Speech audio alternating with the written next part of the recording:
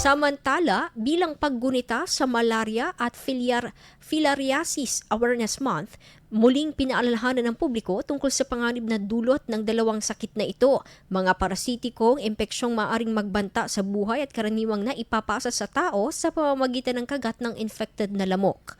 Ayon sa inilabas na impormasyon, ang malaria ay kadalasang nagpapakita ng mga sintomas tulad ng matinding sakit ng ulo, pagkahilo o pagsusuka, panginginig, lagnat, pananakit ng kalamnan at labis na panghihina. Samantala, ang filariasis ay nagdudulot din ng lagnat at pananakit, ngunit maaring humantong sa pamamaga ng kulani, pananakit sa singit, pagbabalat at malalang pamamanas ng mga braso, binti o ari, kilala bilang elephantiasis.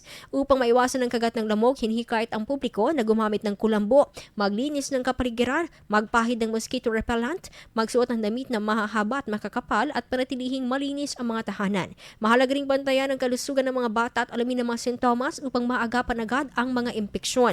Kasabi ng pagdiriwang ngayong Nobyembre, nagpapaabot naman ang Region 1 Medical Center ng buong suporta sa kampanya ng Department of Health na makamit ang isang malaria at filariasis-free Philippines pagsapit ng 2030.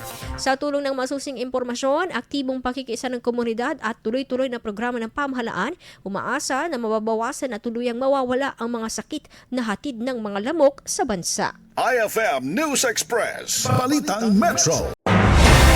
IFM News. IFM News. IFM News.